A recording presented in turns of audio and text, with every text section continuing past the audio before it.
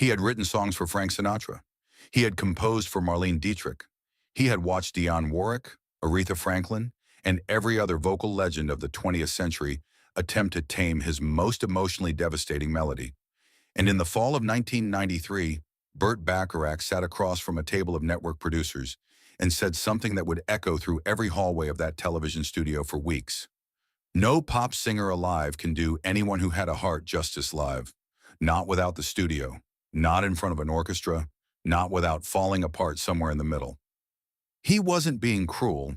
He was being Burt Bacharach, the man who had spent 5 decades protecting his compositions like a parent protects their children. But what nobody at that table told him was that a 29-year-old woman from Newark, New Jersey, had already said yes to performing that exact song, and she had no idea he'd said it.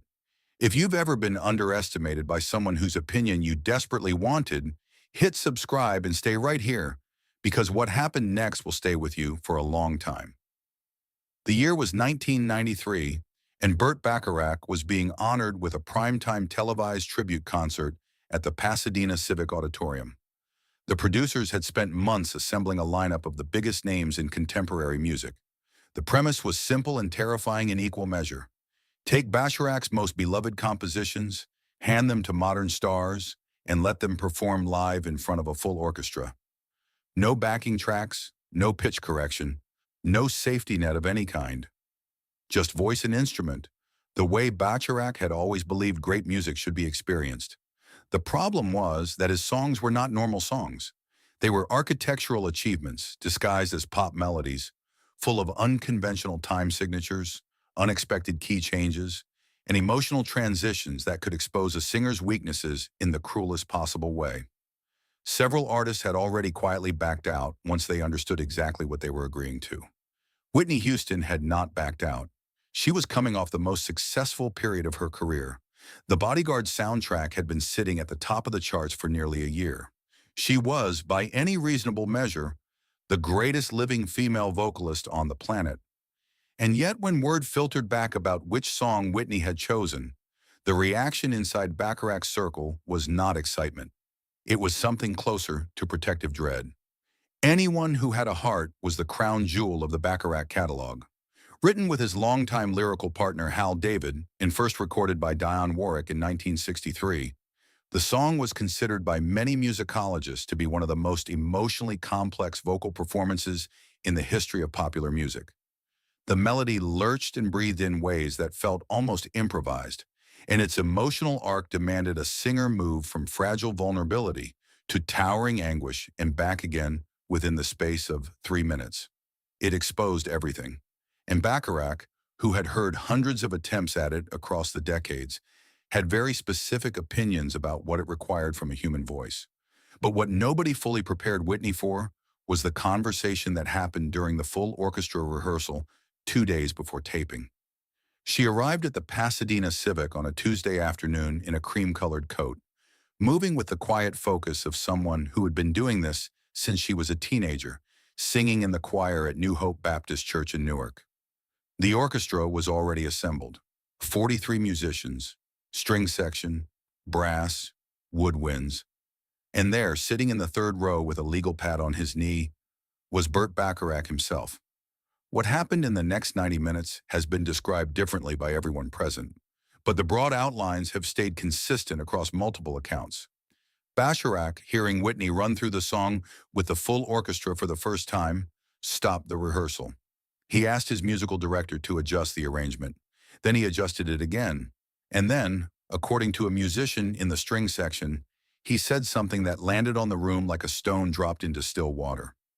He didn't say it to Whitney directly. He said it to the room, the way powerful men sometimes do when they want to communicate something without fully owning the weight of it. He said the arrangement was fine, the orchestra sounded excellent, and then he said that this particular song had a ceiling, that even the most technically gifted contemporary singers tended to bump against it when pushing through the second bridge without the compression of a studio environment. He said it the way a professor might explain that a proof was beyond the reach of most graduate students, analytically, calmly, with the quiet authority of someone who had been right about these things for 40 years. Whitney Houston heard every word. She set her water bottle down on the edge of the piano. She thanked Bacharach for his time, and she walked out of the building without saying another word to anyone. Nobody knew what was going to happen on Thursday night. Her vocal coach, her manager, her closest friends all reported the same thing in the days that followed. Whitney went quiet, not the quiet of someone defeated, the quiet of someone who was loading, the quiet that Whitney Houston's daughter had learned to find when the world got loud, when expectations became suffocating, when the only way through was to stop listening to the voices outside and hear something older and deeper inside. She had grown up in that church. She had stood at microphones since she was 11 years old, singing gospel so raw and unguarded that grown men in the congregation would reach for their handkerchiefs without knowing they were doing it. She knew what this song was about. She had lived the thing the lyric described. And whatever Burt Bacharach believed about ceilings, Whitney had been taught from childhood that the only ceiling that truly mattered was the one you built for yourself. Thursday night arrived cold and clear over Pasadena. The auditorium was at capacity, the cameras were in position, and backstage in a dressing room fragrant with fresh flowers, Whitney Houston stood in front of a mirror in a midnight blue gown and did not speak to anyone for the 20 minutes before she was called to the stage. One of her assistants said afterward that it wasn't nervousness. It wasn't prayer exactly, though it looked something like prayer from the outside. It was more like a gathering, like watching someone collect every scattered piece of themselves from every room they had ever left a piece of themselves in, and pull all of it back to one single point. When her name was called, she walked toward the stage with her hands loose at her sides and her eyes holding the focus of someone who has already decided something and no longer needs to think about it. She took the microphone from the stand. She looked at the conductor. She gave him one nod, and the orchestra began. The opening 8 bars of Anyone Who Had a Heart are a slow, circling buildup, all strings and suspended anticipation, the music moving like water searching for its level before the voice enters. Whitney stood perfectly still through all of it. Her eyes were closed, and then she opened her mouth. What came out of Whitney Houston's throat that night has been described by people who were present as something that made the air in the room feel physically different. Not loud at first. That was the detail that shocked everyone most. She came in softer than anyone expected, with a sound so stripped of performance and so saturated with truth that the audience, which had been preparing itself for a showstopper, went completely still in a way that was entirely different from ordinary silence. This was not the Whitney of I Will Always Love You, the controlled detonation built for maximum impact. This was something older. This was Newark. This was the choir loft at New Hope Baptist. This was a woman singing to herself in a room she thought was empty, not knowing that 1,700 people and one of the greatest composers in American history were hearing every syllable. She moved through the verse with a fragility that felt almost painful to witness, the melody bending in her voice exactly the way Bacharach had written it to bend, with all those tiny lurches and micro-hesitations that most singers spend their careers ironing away. Whitney did not iron them. She leaned into everyone. She let the song be difficult. She let it breathe in all the places it needed to breathe. She let it be, in the most complete sense of the word, honest. But it was the second bridge where everything in that room shifted.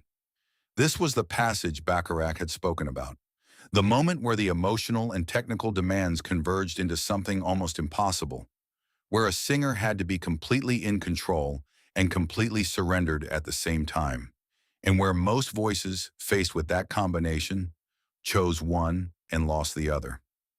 Whitney reached that passage, and for 1/2 second, there was something in her face that looked like acknowledgement, like she felt the full weight of every word that had been said about this moment. Every doubt, every room she had ever walked into where the outcome had been decided before she arrived. She felt all of it. And then she sang through it. Not over it, not around it. Through it. The note she hit at the crest of that bridge was not describable in technical language without losing what it actually was. It was the kind of note that makes people reach for the person beside them without realizing they are doing it. The kind that does not come from training alone, but from some compressed place where training and truth and grief and gratitude have been building for years with nowhere left to go. In the third row, Burt Bacharach set his legal pad face down on the seat beside him and pressed both hands flat over his mouth. The woman seated to his right would tell a journalist the following year that in over a decade of working alongside him, she had never once seen him do anything like that. He sat that way through the final chorus and through the last note that Whitney held past any reasonable accounting of breath. Held it until the orchestra fell away beneath her. Held it until the room was silent enough to hear the note itself suspended in the air above 1,700 people. And then let it go so gently that the audience did not know the song was over until it simply was.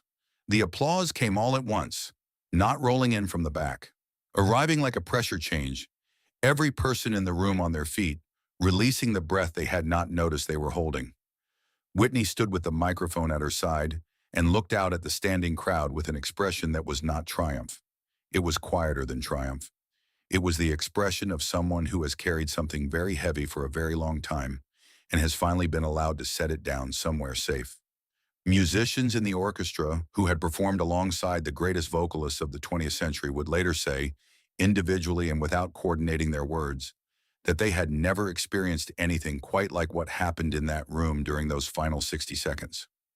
Several of them stopped playing a half measure early, not because they had lost their place, but because the note Whitney was holding had become the only sound in the auditorium that needed to exist, and they had each made the instinctive decision to step back and let it live by itself in the space it had rightfully claimed. Backstage, minutes later, Burt Bacharach found her in the corridor. He took her hand in both of his. He looked at her for a moment without speaking, the way people do when they are searching for language to describe something that arrived before language could catch up to it. And then he said, quietly enough that only 2 or 3 people nearby could hear, "You found the ceiling." He paused. "And then you went right through it." Whitney looked at him with the eyes of a woman who had known where the ceiling was from the moment she first read the sheet music, who had grown up in a church that taught her the ceiling was never the end of anything. She smiled. She said thank you, and she walked back into her dressing room and closed the door behind her. Have you ever stood somewhere and been told, directly or silently, that you had already reached your limit, only to discover the limit was never real to begin with?